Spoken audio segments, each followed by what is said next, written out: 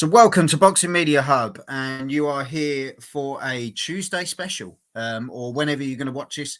Hello, everyone. You are with Joel and Ender, as always. On a Wednesday special in Australia.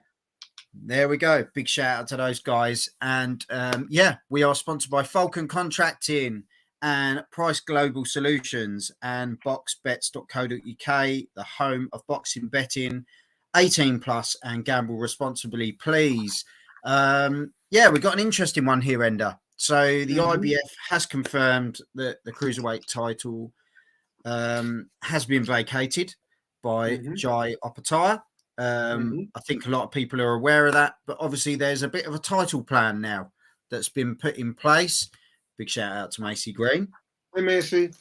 So title plan in place. So the thing that's come out today is the IBF have confirmed that Maris Breedis will be ordered to negotiate with the next leading available contender to fight for the vacant Cruiserweight world title, which is number 4 ranked Gilberto Ramirez, or Gilberto Ramirez, as you pronounce, just behind Breedis in number 3. So this is kind of where we're sat at the moment. Interesting one. So how are we seeing this one at home, people? Obviously, we've had the vacated title by the vacated title. Sorry, Ender's with us for in a minute.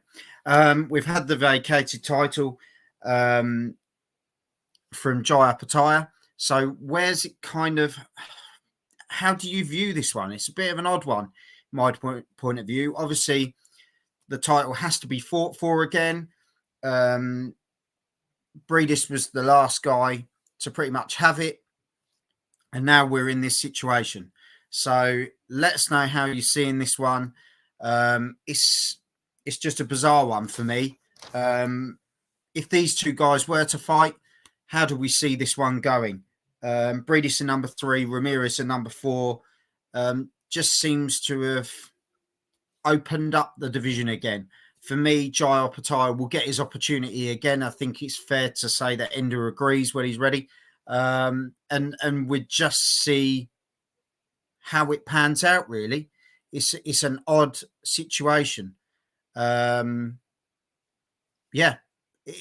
an interesting one, isn't it, Ender? It's a very strange, we're at that point because Opetaia really didn't have much choice. It was kind of vacate or be stripped. So he's kind of been left in that situation. He's going to come good again. We all know that.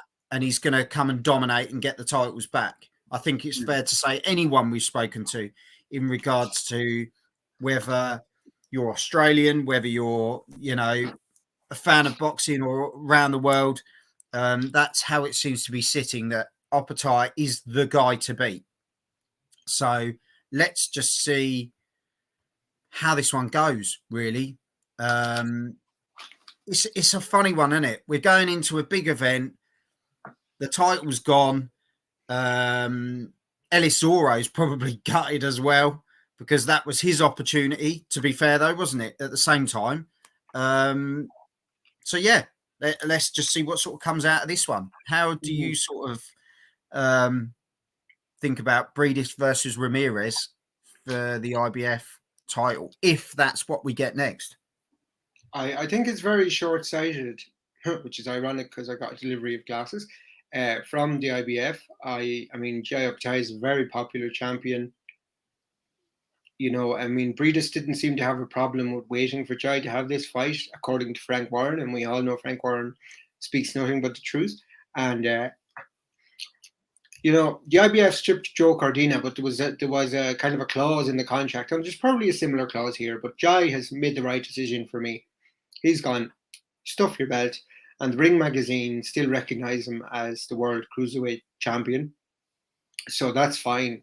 The IBF can shove their belt if they want Breedis and some randomer to fight over it. Like, nobody's going to watch that, but people will watch Jai Opetaia, and it's the IBF's loss, really.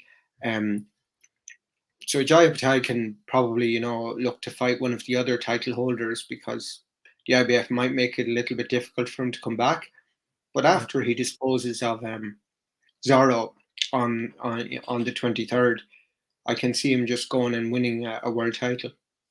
Because I understand sort of Breedis, I suppose, being the next guy, because he was the last guy. I understand that.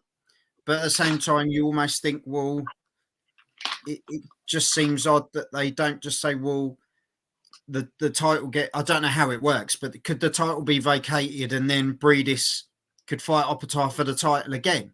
Do you see what I mean? Does it not work like that? Or there'd be no point in vacating it to do what they wanted him to do in the first place. But I'm sure if Breedis wins it, I mean, an Opetaia fight would look very likely again. Yeah. Because as I say, that was going to be the original thing, wasn't it? Was the rematch. But obviously, Breedis wasn't fit.